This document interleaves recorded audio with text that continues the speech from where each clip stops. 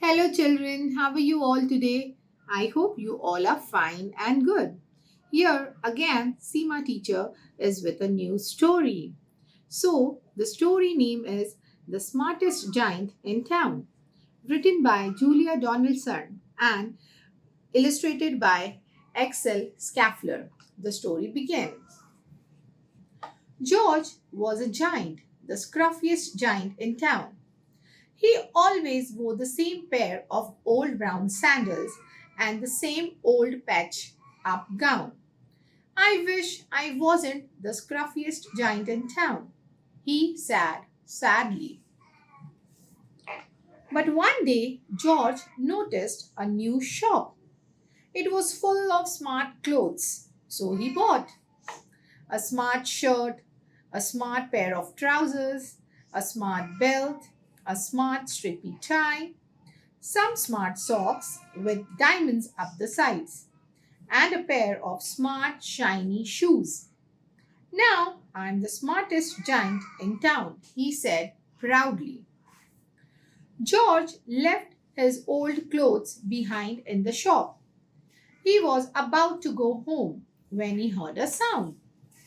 On the pavement stood a giraffe who was sniffing sadly. What's the matter? Asked George.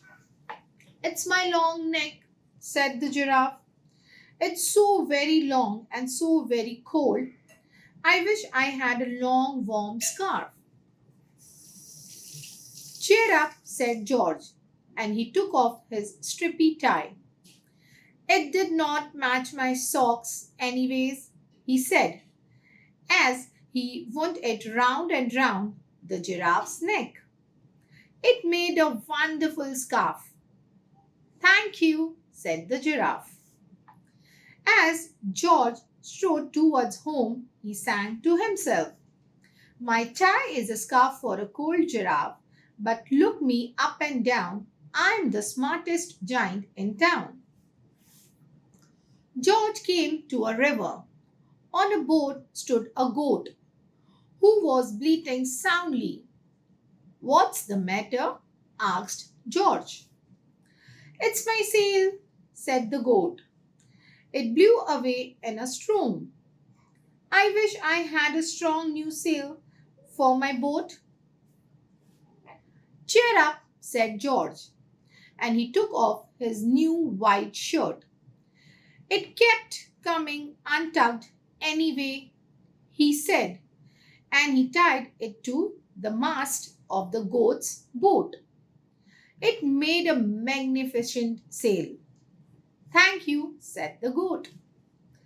George strode on, singing to himself. My tie is a scarf for a cold giraffe, my shirt on a boat as a sail for a goat, but look me up and down, I'm the smartest giant in town. George came to a tiny ruined house. Beside the house stood a white mouse with lots of baby mice. They were all squeaking. What's the matter? Asked George. It's our house, squeaked the mother mouse. It burned down and now we have nowhere to live.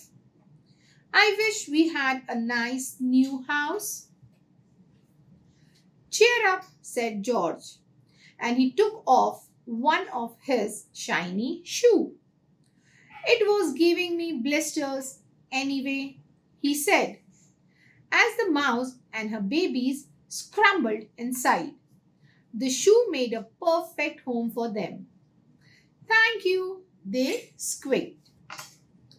George had a hop along the road now, but he did not mind. As he hopped, he sang to himself. My tie is a scarf for a cold giraffe, my shirt on a boat as a sail for a goat. My shoe is a house for a little white mouse, but look me up and down, I'm the smartest giant in the town. George came to a campsite. Beside a tent stood a fox who was crying. What's the matter? Asked George. It's my sleeping bag, said the fox. I dropped it in a puddle. I wish I had a warm, dry sleeping bag. Cheer up, said George, and he took off one of his socks with diamond ups the sides. It was tickling my toe anyway, he said, as the fox snuggled into it. It made a very fine sleeping bag. Thank you, said the fox. George hopped on, singing to himself. My tie is a scarf for a cold giraffe, my shirt on a boat as a sail for a goat, my shoe is a house for a little white mouse, one of my socks is a bed for a fox, but look me up and down, I am the smartest giant in town. George came to a big, squelchy bog. Beside the bog stood a dog who was howling. What's the matter? Asked George. It's this bog, said the dog. I need a new across, but I keep getting stuck in the mud. I wish there was a safe, dry path. Cheer up, said George, and he took off his smart new belt. It was squashing my tummy anyway, he said, and he led it down over the bog. It made an excellent path. Thank you, said the dog. The wind started to blow, but George did not mind. He hopped on, singing to himself. My tie is a scarf for a cold giraffe, my shirt on a boat as a sail for a goat, my shoe is a house for a little white mouse, one of my socks is a bed for a fox, my belt helped a dog who was crossing a bog. But my trousers are falling down. I'm the coldest giant in town. Suddenly, George felt sad and shivery and not at all smart. He stood on one foot and though I'll have to go back to the shop and buy some more clothes, he decided. He turned around and hopped all the way back to the shop. But when he got there, it was closed. Oh no, cried George. He sank down onto the doorstep and a tear ran down his nose.